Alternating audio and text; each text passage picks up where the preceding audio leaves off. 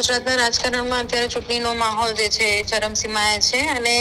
ભાજપમાં ટિકિટ મેળવવા માટે દાવેદારોનો જે પ્રકારે રાફડો ફાટ્યો છે તેણે સંગઠનના મોટા નેતાઓની ઊંઘ હરામ કરી નાખી છે એવું કહી શકાય છે. કારણ કે ટિકિટ માટેની ખેંચતાણ અને ભલામણોનો દોર એટલી હદે વધી ગયો છે કે હવે નેતાઓને જાહેરમાં વિનંતી કરવી પડી રહી છે કે મહેરબાની કરીને અત્યારે અમને ફોન ના કરશો.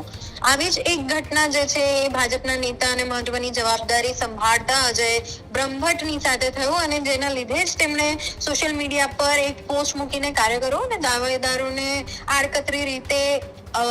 પોતાની વાત રજૂ કરી કે તેમણે સ્પષ્ટપણે એવું લખ્યું છે કે તારીખ 4/4/2026 એટલે કે 4 એપ્રિલ 2026 થી લઈને 10 એપ્રિલ 2026 સુધી હું ચૂંટણી પ્રક્રિયાના અતિ વ્યસ્ત કામમાં છું, તેથી કોઈએ ફોન કરવો નહીં. અજય બ્રહ્મભટ્ટે વધુમાં ઉમેર્યું છે કે આ સમયગાળા દરમિયાન તેઓ કોઈનો કોલ ઉઠાવી શકશે નહીં. આ પોસ્ટ પાછળનું મુખ્ય કારણ ટિકિટ માટે થઈ રહેલું અવિરત લોબિંગ હોવાનું માનવામાં આવી રહ્યું છે અને એ જ વસ્તુ સ્પષ્ટપણે દેખાઈ પણ રહી છે. કારણ કે હજુ સુધી ભાજપ તરફથી કોઈ પણ પ્રકારની જે જાહેરાતો છે ઉમેદવારોને લઈને તે કરવામાં નથી આવી રહી અને જેમ કે આપણે ગઈકાલે પણ વાત કરી હતી કે આ 192 જે બેઠકો છે અમદાવાદમાં તેને લઈને જે ખેંચતાણ ચાલી રહી છે અને એમાં 2200 થી વધુ ઉમેદવારોએ પોતાની દાવેદારી નોંધાવી છે. એટલે આવનારા સમયમાં જોવાનું રહેશે કે કયા પ્રકારની સ્થિતિ અમદાવાદમાં સર્જાય છે અને દાવેદારો હવે માત્ર રૂબરૂ મુલાકાત જ નહીં પરંતુ મોટા નેતાઓની ભલામણો, સોશિયલ મીડિયા કેમ્પેઇન અને દિલ્હી સુધીના સંપર્કનો ઉપયોગ કરીને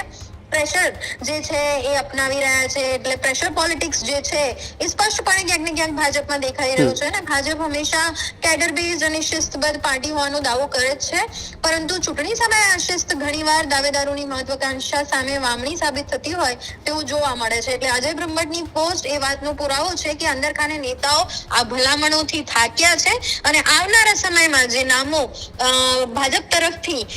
જેમના પણ નંદિની આ તો ખાલી અજય બ્રહ્મભટ્ટની વાત રહી. આવા તો ઘણા બધા નેતાઓ હશે કે જેમને વારંવાર અડધી રાત્રે પણ ફોન ચાલુ જ હશે, કારણ કે મધરાત્રિ સુધી પણ સેન્સની પ્રક્રિયા જે છે તે જામનગર સહિતના વિસ્તારોમાં શરૂ હતી.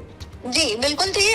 ભાવિક, કારણ કે આપ જો તો જેમ કે અહીંયા આ જે પોસ્ટ છે ફેસબુકની એ ફેસબુકમાં ફક્ત અજય બ્રહ્મભટ્ટે પોસ્ટ કરી છે પણ એની સાથે સાથે તેમણે 35 થી વધુ લોકોને ટેગ કર્યા છે. એટલે પ્રેરક શાહ પણ છે, એમનું નામ પણ આ ટ્વીટની અંદર આ જે પોસ્ટ છે એની અંદર આપ જોઈ શકો છો.